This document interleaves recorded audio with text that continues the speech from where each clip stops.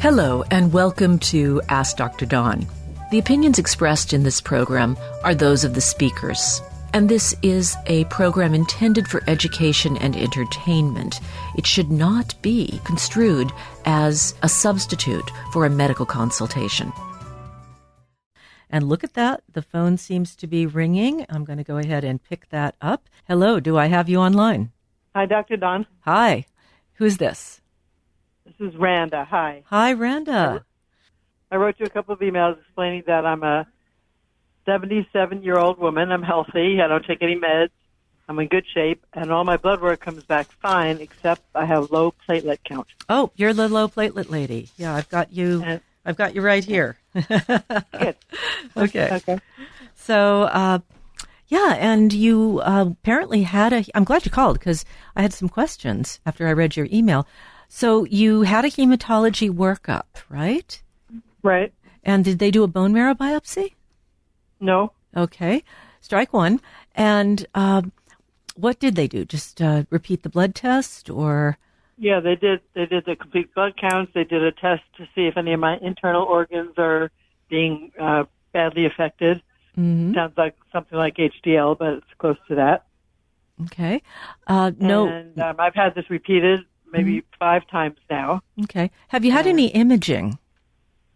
No imaging. I don't seem to have any bad effects at all. No, you wouldn't. Not. Yeah. So I'm just going to read your letter to bring the audience up to date. Okay. Hello, my platelet count is between 40 and 60 instead of 150, and that's the only thing that's wrong with any of my blood work.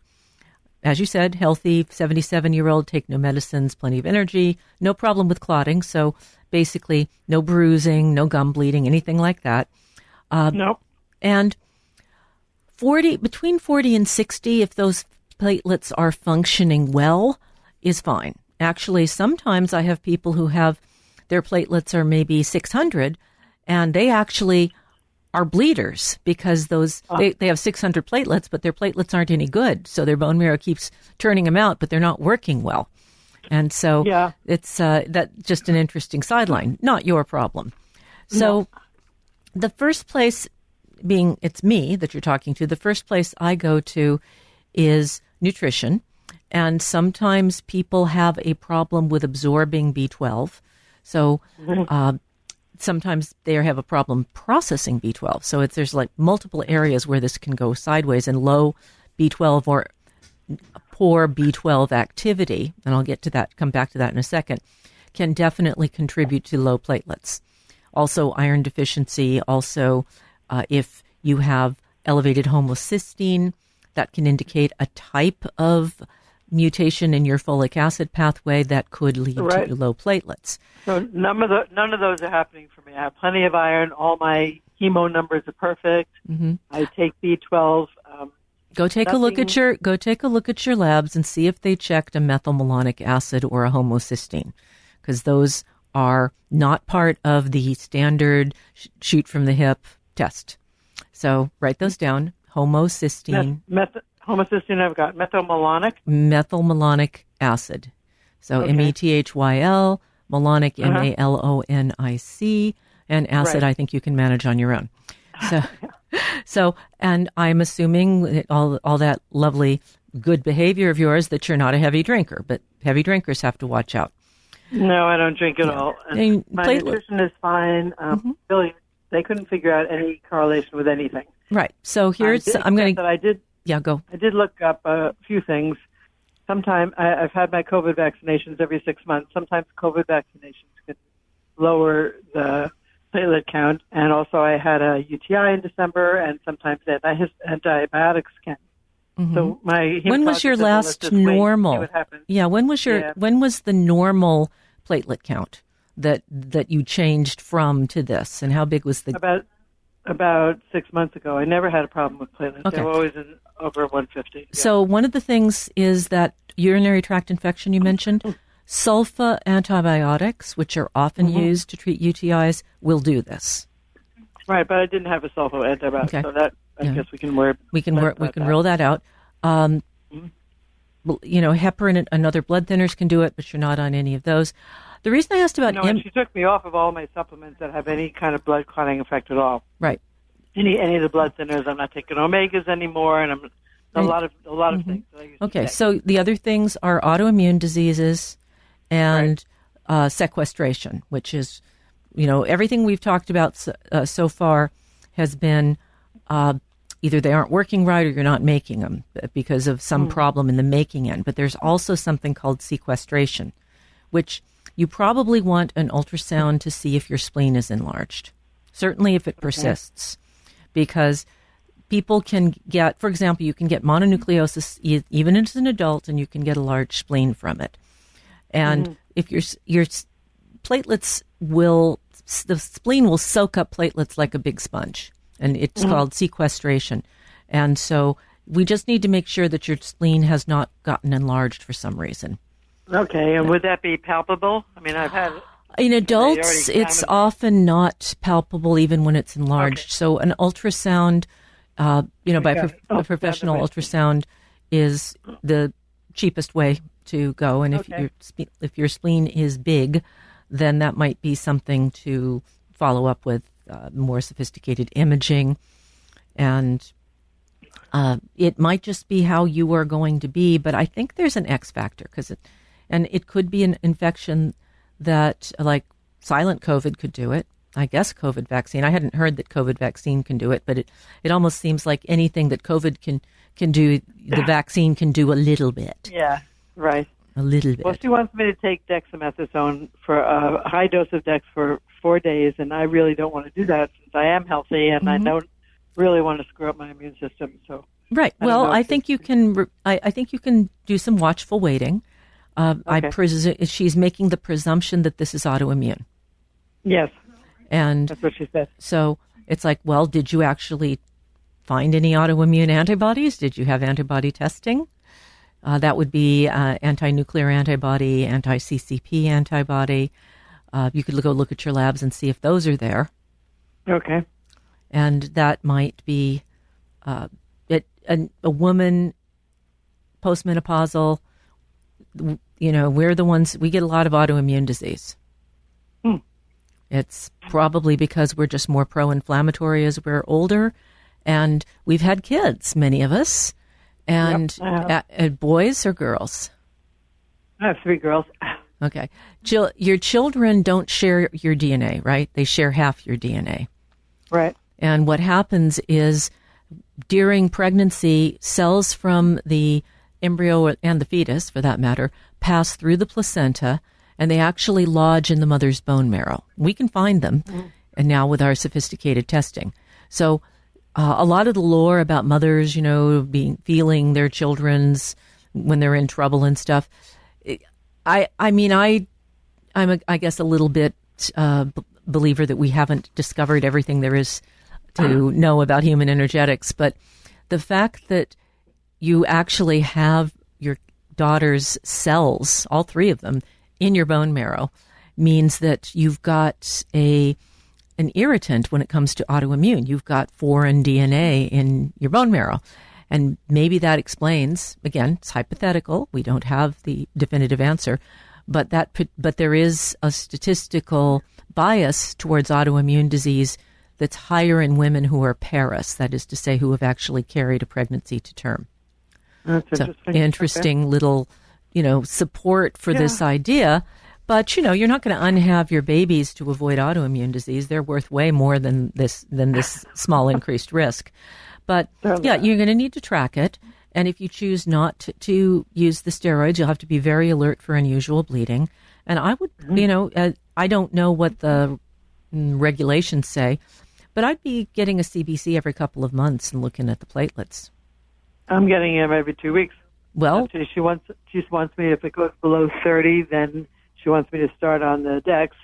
And meanwhile, between the 40 and 60 that I've been bouncing up and down for months now, she said, it's okay, just wait. Yeah. Well, I kind of agree with if you're showing a downward vector from where you are, you don't have much margin.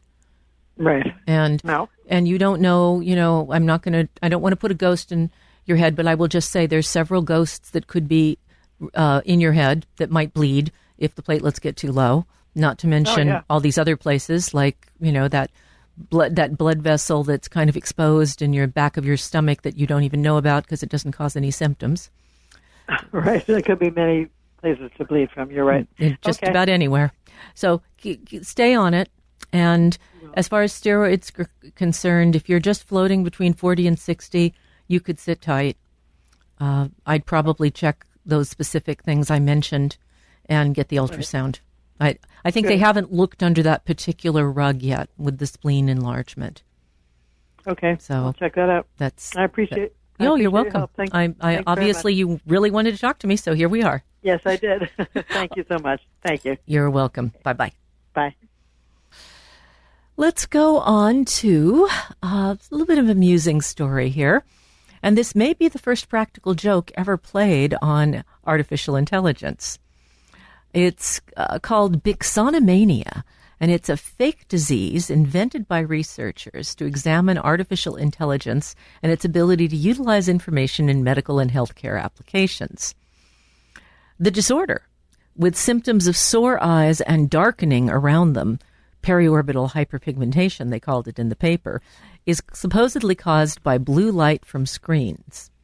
The experiment was conducted by a team from the University of Gothenburg, led by Almira Osmanovic Thunstrom.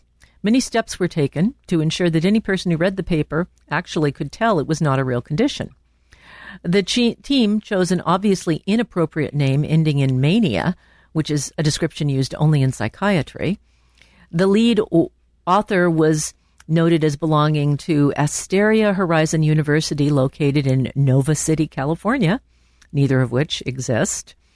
An acknowledgment was made to, get this, Professor Maria Baum at the Starfleet Academy for her kindness and generosity in contributing with her knowledge and her lab on board the USS Enterprise. The name was first used in a blog posted on Medium titled, "How Many People Suffer from Bixonimania?"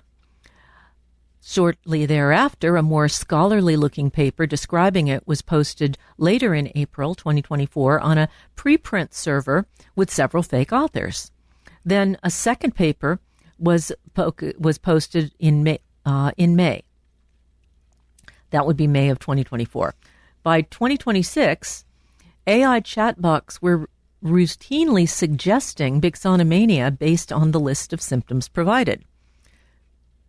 Thernstrom and her team discovered that many large language models processed the information and gave it as health advice.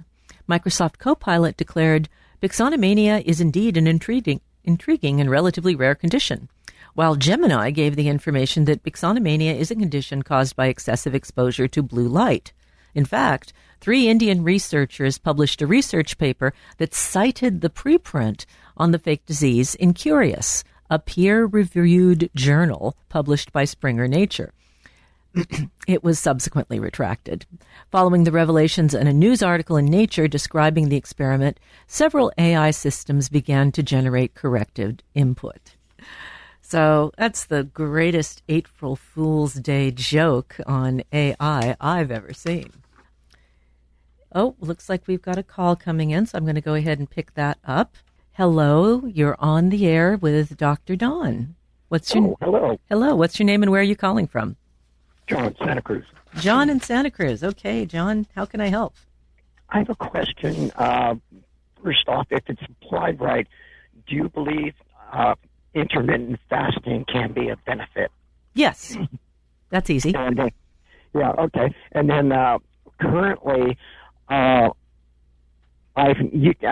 fast maybe 1 day per week, sometimes 2 days per week. Would it be more beneficial to keep that sort of pattern or go for a longer fast and a longer spread out time period? How old are you? 75. Don't fast for more than a day. Oh, okay. And, you can't really afford to lose muscle mass. And so when you say fast, are we talking just a water fast? Do you allow yourself juices? Do you allow yourself oils like medium chain triglycerides? It'll help you get into ketosis, which is really what you want. But, we want to eat the broken up protein, not the good stuff in the muscles. Oh, okay. Excuse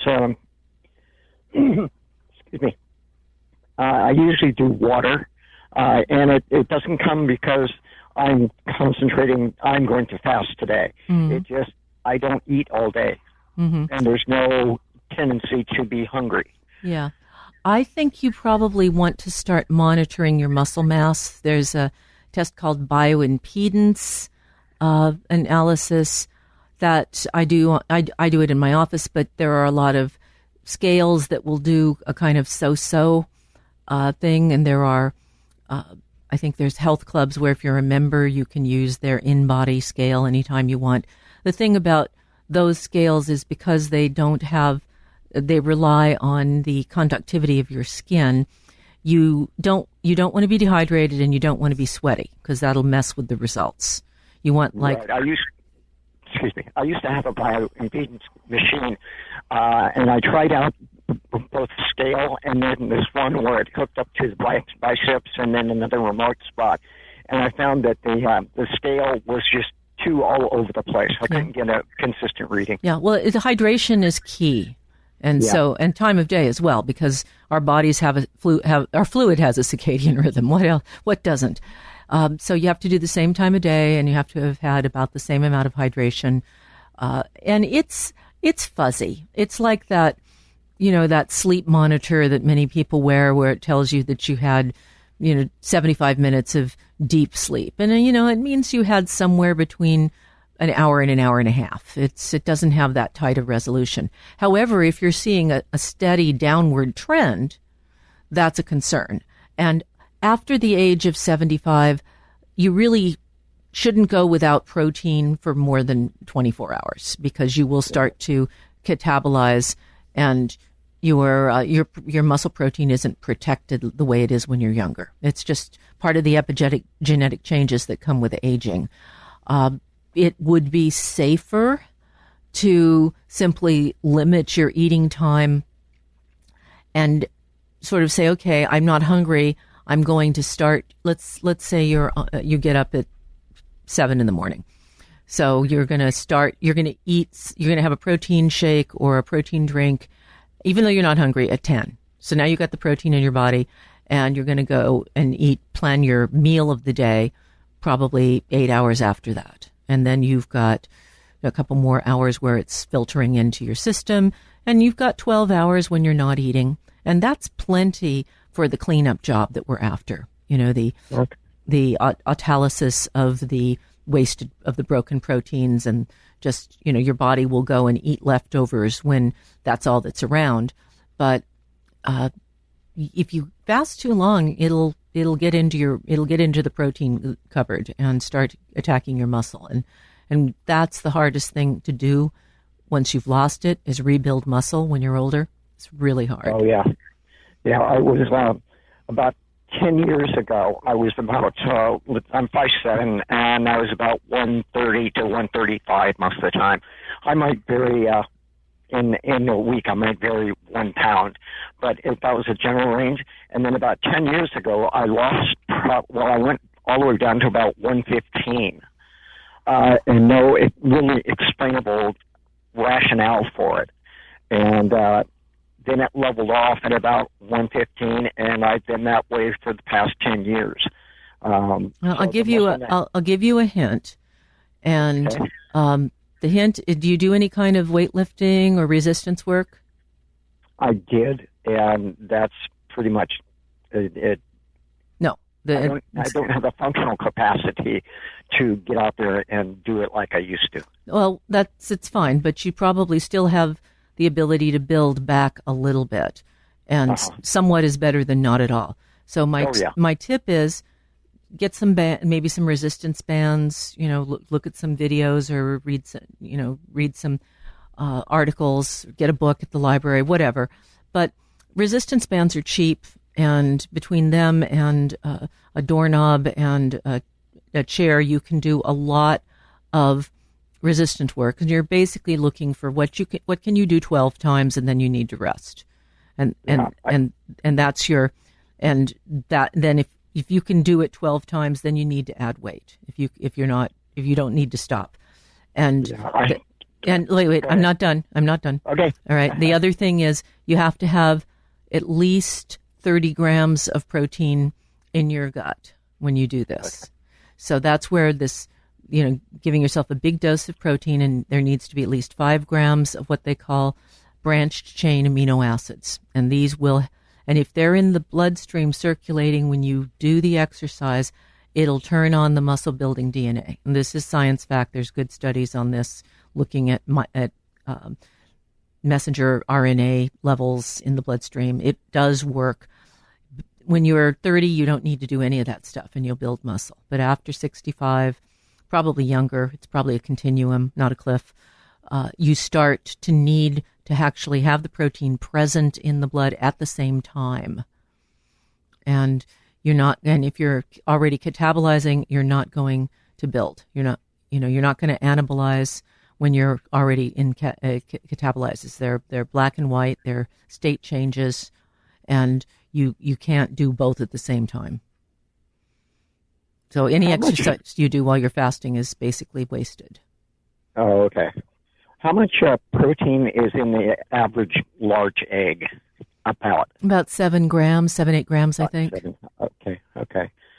So I can measure that. That's good. There's a good, myfooddata.com has just an amazing amount of information, and they slice it and dice it. Foods high in protein, how many protein per serving in, fill in the blank. It has it all right there, myfooddata.com. Okay. Well, I appreciate your help on the fasting thing, and yeah, great question. I'm sure many people had that question in mind. Can you? Is there another way of getting a type of fast? Let's say an all vegetable, low input, or all beef, or. Well, I need to understand your goals. Okay. So. The goal is to try and put back some of that muscle tissue. Okay, well then don't fast. Eat protein, and eat. Your age is, and you said, but I don't remember. So you eat your age in grams of protein every day. Oh, okay. And that'll be a lot of protein in your 70s, but. Oh yeah. It'll, because you don't break it down as readily, you don't absorb it as readily, and that's as inevitable as the changes in your skin tone that happen in the sun-exposed areas. Well, that's happening to the gut tone in the stomach, in the intestine. It's getting flabby and not working as well, and that's epigenetic change. It happens faster, it happens slower, but it happens. Oh, yeah. I know that the downhill slide from being fit to at the condition I am now, which is not fit. It's the downhill slide, it's getting steeper. I can feel it. But you have to fight it, is my point. You can't just sit there and accept it.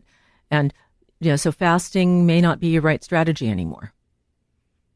Okay. It really. I have to force myself to eat. You will have to force yourself to eat. You can go and smoke some pot, or take gummy, or I can, your doctor can prescribe a nice pharmaceutical that'll give you an appetite. But you probably have some willpower, and drinking it is easiest, in my opinion. If you drink it, you can sort of. If it says mix it with 8 ounces and you mix it with 16, it's thinner. It doesn't really taste much different than water. And you can kind of just put it in a clear thing and pretend it's water. Yeah, right now I have a lot of won't power instead of willpower. Well, yes. Well, I can probably suggest some psychologists who can help you with motivation. If you send me an email, I don't want to be recommending people specifically on the air. Right. All right. Okay. You can go to AskDrDawn.com and send a message and ask for referrals for motivational assist if you like. Yeah. Okay. Well, I appreciate your help and thank you very much. Thank you. Have a good day. Bye-bye. All right. Well, we are definitely on the spectrum here with our next caller. Hi, this is Dr. Dawn. May I have your name and where you're calling from? My name is Dave. I'm calling from Santa Cruz. Well, hello, Dave. from Santa Cruz. How can I help tonight? Well, I had a recent DEXA scan and came out with osteoporosis. It was a negative T4, something like that. Do you know the T score? What was it? Yeah, negative 4? Negative 4, maybe. Okay, yeah. Negative 4.0 is a doctor said bad it was rather unusual for males. Yep, it is, but not unheard of for sure.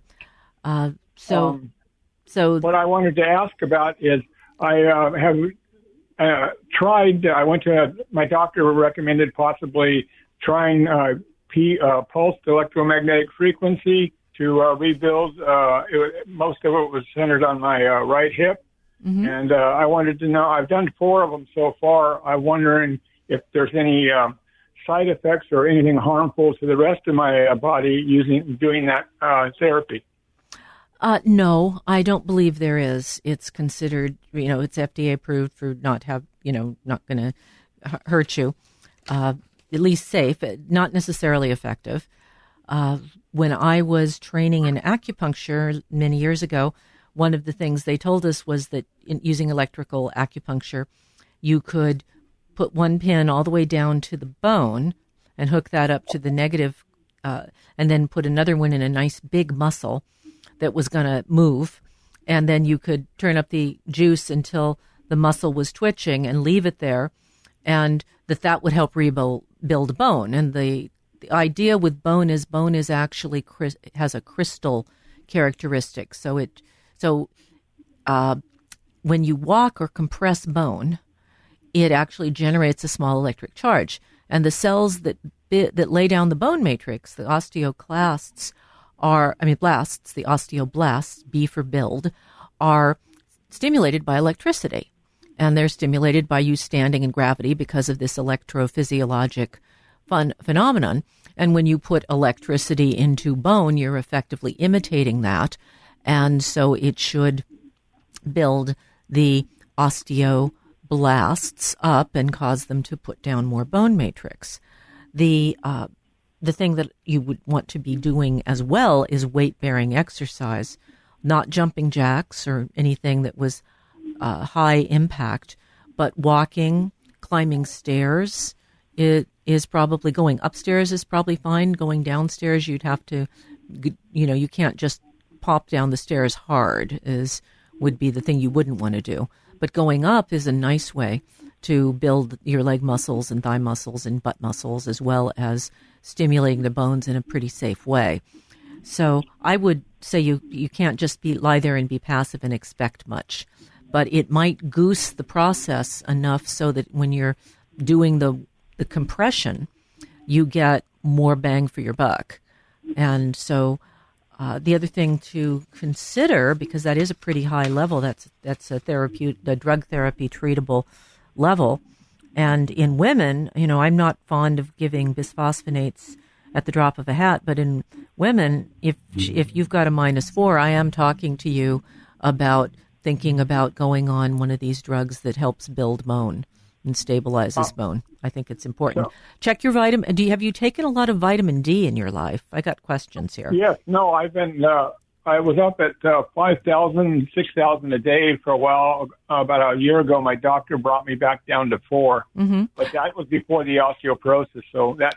Well, there's, if you're 6,000 doesn't worry me as much as like 10,000 a day. There was a study that was done a few years back where they gave people were taking 10,000. I think they gave them 400 and they gave them 10,000 for like 3 months, and they saw bone loss in the 10,000 group. And what they think is happening is that when you give too much, it actually turns on the bone breakdown cells. It like activates them inappropriately.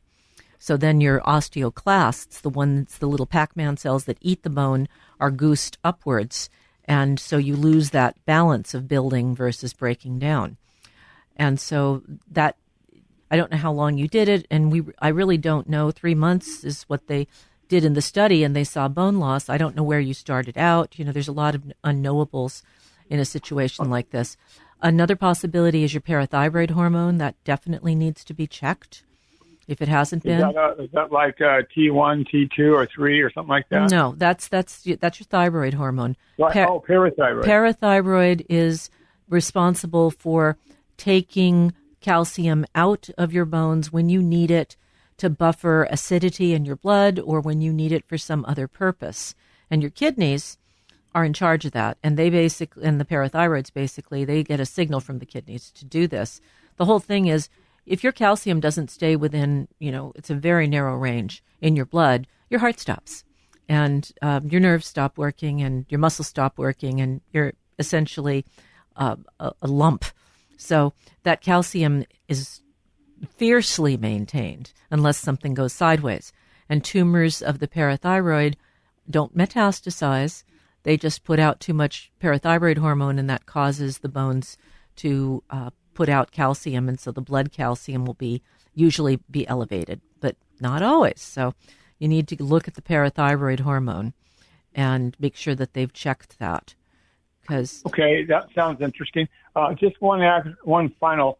I've had a lot of blood tests, and the only thing that has been unusual is the high MCV MSH count, which probably wouldn't have anything to do with the osteoporosis. MCV and what? MSH, I think it is. I think it's MCH. I think is maybe what it was. Sorry, MCH. No, but that's okay. So basically, there's a couple of things that do that. The top ones we would worry about would be something wrong with B12 and folic acid, which affect maturation. We had a caller earlier on platelets. Same thing. Those B vitamins, those particular ones, are critical for the appropriate growth and maturation of blood elements. So that's important. And the other thing that can be is a condition called myelodysplasia, which is a bone marrow condition where it happens in older people, and it usually doesn't turn into leukemia, but it can. So if we see myelodysplasia in a person, like the number is, let's say it's 102, and then it's 104, then it's 106, or if it's going up like that year to year, we're definitely going to want a bone marrow biopsy. Oh, that's interesting, because I was trying to see if there was any connection with the bone marrow actually and the osteoporosis. But I'll check out the parathyroid. Yeah, that sounds an interesting possibility. Yeah, that should be checked. And yeah, it's a side issue.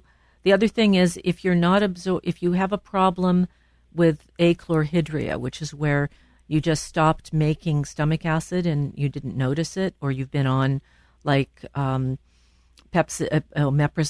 or one of the ZOL drugs for heartburn for, say, 15, 20 years. They've been over the counter for that long. If you were taking those every day, you don't get enough stomach acid, you don't make the B12, so you get the elevated MCV, and you don't absorb the calcium, so you get the osteoporosis. So, that's interesting. So my doctor put me on folate and methylated B12 for about 6 months. That's good. But I didn't. Then we stopped. I don't know if I should keep taking it or not. Well, the question is, did the cells get smaller when you went on the drugs? You could go pull up the labs, figure out when. I'll have to look. So you look. Okay, I started this on after that visit in August of 25, and then they checked me in December, and in December the numbers went down. Then that's probably what it was. And the bone marrow wouldn't respond if it was a bone marrow problem. That's not going to respond to methylated B12. But I'll give him 2 thumbs up for having given you methylated B12, because a whole bunch of people out there don't methylate their B12 well. So they have normal B12 levels in their bloodstream, but the B12 that they've got isn't being activated properly, so they're not really getting the benefit. Oh, that's interesting. Yeah, I know.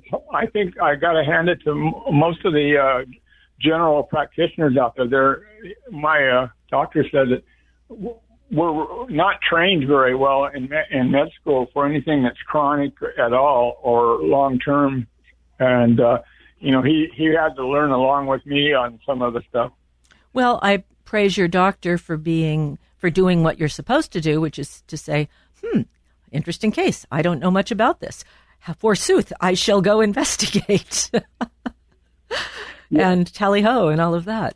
Yes, that is exactly how we're supposed to behave. And keeping your intellectual curiosity between the sort of twin pressures that are being placed on us with higher volumes of patients needing to be seen in primary care, as we have a drastic shortage of primary care doctors, and the economic imperatives of making overhead and having your quote-unquote productivity.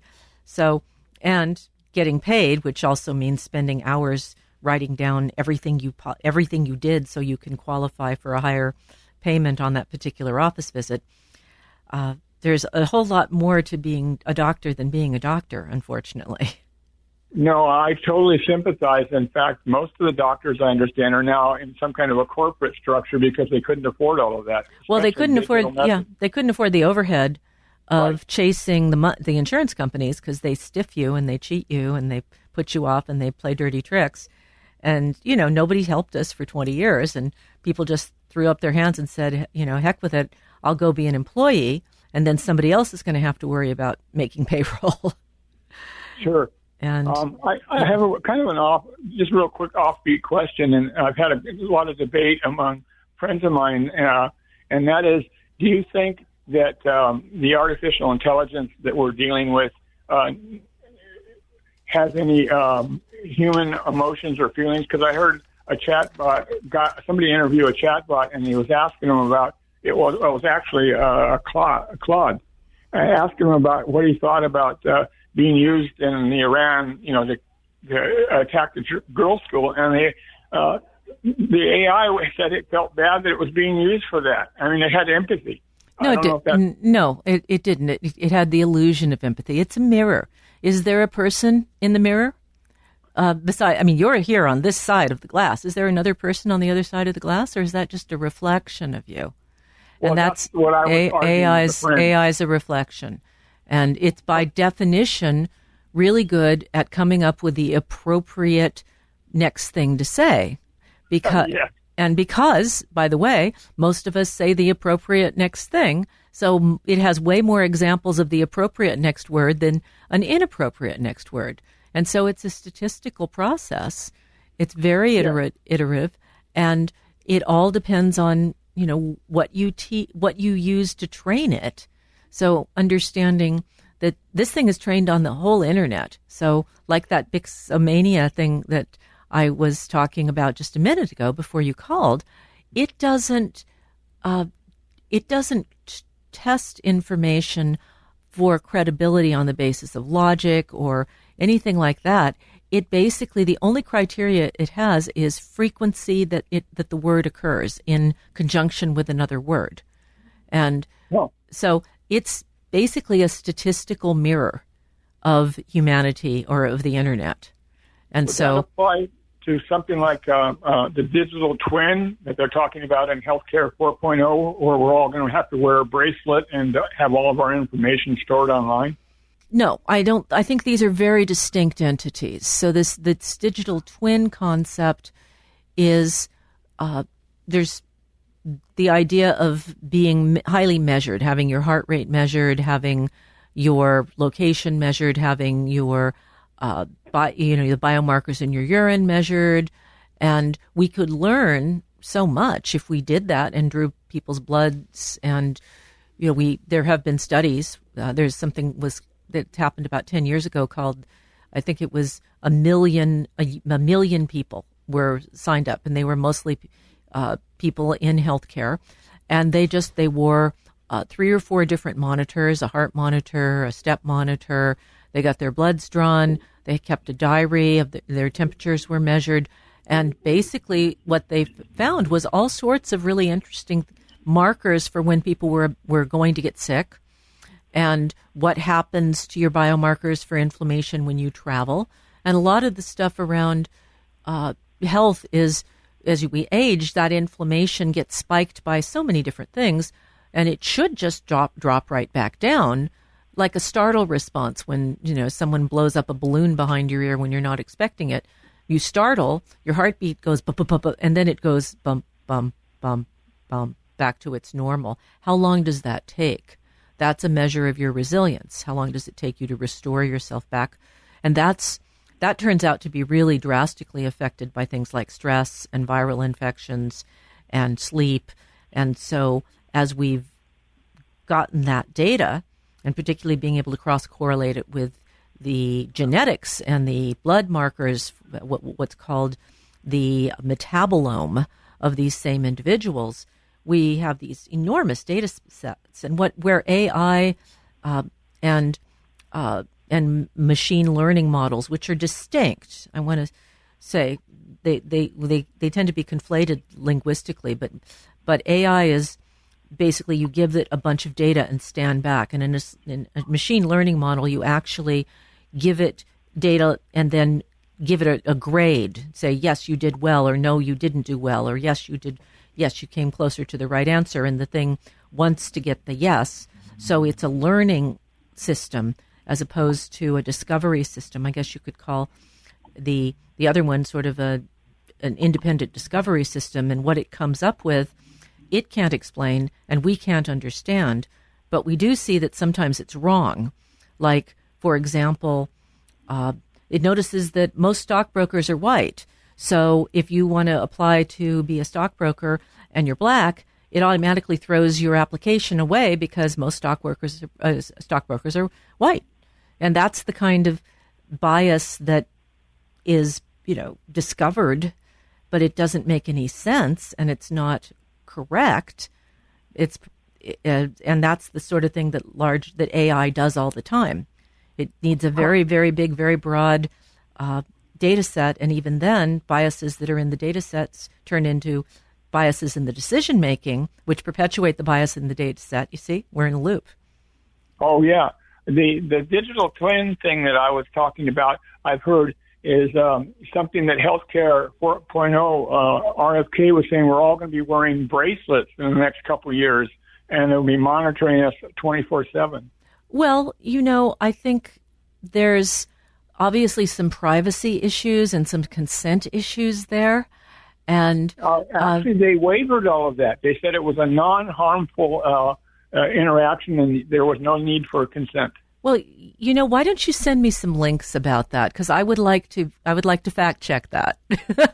Okay. Well, thank you for all the time you gave me. All right. Just go to AskDrDawn.com and click contact us, and send me some links to where you got this, and I'll follow up, because I think that I want to fact check that. I don't actually think they can do that.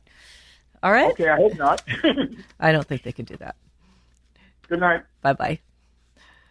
All right. Wow. Well, we have had quite the show for callers, and let's go to a discussion in the last 5 minutes of that new drug that for pancreatic cancer that hit all the news services. So just if you haven't heard it, if you were off spelunking, daraxonrasib is a new monoclonal drug. It's an oral agent, which is wonderful because most of the chemotherapy is given intravenously, and particularly for pancreatic cancer. And this drug has worked so well that in its preliminary studies that they basically, FDA said, well, we haven't finished reviewing it, but if you've got metastatic prostate cancer, we're going to let you be eligible to get it. This is called expanded access, because it can take years to validate something. And if you've got metastatic pancreatic cancer, you have less than a 3% chance of living for 5 years. So you really don't have time to wait for validation.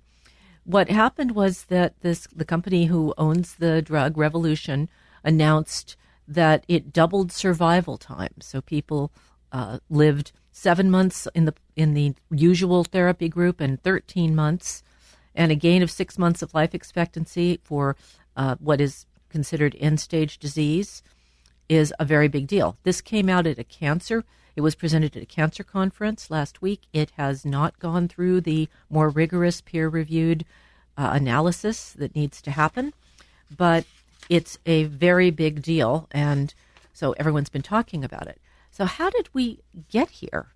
And what is it actually doing? I thought I'd spend a few minutes talking about that. So pancreatic cancer, basically 13% 5-year survival. In analyzing it, this goes back to the days when I was in medical school in the 80s. They discovered this mutated protein called KRAS that has the property of basically allowing the cell to turn off cellular suicide, which normally would be triggered when the genetics get messed up. The mitochondria notice that the genetics are screwed up, and they basically pull the switch and cause the cell to die. But if you mutate that, then that doesn't happen, and you get very aggressive growth, and in an array of tumors, but pancreatic cancer in particular has mutated KRAS. Most of our time in the last 30 years, 40 years almost, has been figuring out how to attack KRAS, because unlike most of our targets, it's like a flat, smooth river stone. It doesn't have any cracks or pockets or sockets that you could attach a drug to. All of this stuff works on chemical bonds, basically. You got to have a positive charge, so I can throw a negative charge at it so that they can stick together. And this is magnetism, if you will. That's how we get our drugs to attach to a receptor, positive and negative charges that approach each other and kind of pull the thing together. The company that made this stuff, let's go back to Gregory Verdine. He was searching for small molecules back in around 2012, and something that would find a way to attach to these blank slate pancake targets like KRAS. And his name is Gregory Verdine. He's a Harvard professor and also, by no surprise, a venture capitalist and entrepreneur who in 2012 launched a company to capitalize on his research insights. This was later acquired by the current Revolution Medicines. So his insight, his big break, was that he figured nature had developed a hack for this. And he found that there were at least 3 small molecules that were created by bacteria and fungi that bind to their targets, but they shouldn't be able to bind to the targets, and they can't do it by themselves. But first they attach to what's called a bystander protein, which is just a protein that's hanging around in the blood. And when they do that, they form a larger complex that is actually able to hook onto the target. It's like you can't grab the stone with one finger, you need your opposable thumb. So this is kind of the molecular version of an opposable thumb. It's effectively a molecular glue. So they were able to block this KRAS and make a huge difference in the pancreatic cancer. And now the question, of course, is we're going to go through safety trials. That's going to take a few years. We've got to work out the correct dose. Got to look and see what happens to the people who don't just live 13 months, because what if it caused cancer, a different cancer? What if it did something bad, but it took 5 years to do the bad thing? Well, we won't know that till we give it to people with this metastatic pancreatic cancer for 5 years and then some, because we're going to need a few people to develop whatever weirdness it is. So it's going to take a while, and there may be bumps in the road, and it may not turn out to be the big thing that it looks like right now. But given how bad our current therapy is, it's a big thing. Let's build on this and try to make this one of those diseases that we finally tackle to the ground and stop its progress. So good news, but nothing definitive. Let's see, one last story, very briefly, but let's talk about TB. There's a big outbreak of TB at a San Francisco school. This is the Archbishop Riordan High School in San Francisco, and about 18% of the of the students and staff were diagnosed with either latent or active tuberculosis during an outbreak that started in November of 2025. So far they've checked 96% of the school community. They had, as I said, 7 active cases and 241 latent cases. Most of the cases they found are under treatment. But the problem is TB is slow. So after you're exposed to a positive case, you may not be testing positive for 8 to 10 weeks. And there have to be multiple rounds of testing. Not everybody gets symptoms. And we don't see latent TB in those kinds of numbers, 20%. That's a low-income country country that doesn't have good health care. Well, wait a minute. Are there people in California right now, children who don't have access or won't access because of family issues regarding deportation? Are there people who have lost their Medi-Cal? Maybe the mother of a child going to that school who no longer qualifies for Medi-Cal as of a couple of months ago. And we have so many people who are kicked off the Medi-Cal rolls in the last few months. So we've already got a lot of tuberculosis in California. We had 2,150 cases reported in 2025. That's a 12-year high. That's rising faster than anywhere else in the United States. Let's see, 5.4 infections per 100,000 compared to 3 per 100,000 nationwide. And we have just cut health care to a large group of people who are immigrants from poorer countries and who very likely may transmit tuberculosis. And we, I think, have proved quite demonstrably that we should provide health care to people who might make us sick. I don't think that's a political stance. I think that's a practical, science-based reality. So with that, we'll end the program. I hope you've enjoyed it. Well, that's about all for this week's podcast. Please go to AskDrDawn.com for news about our future plans.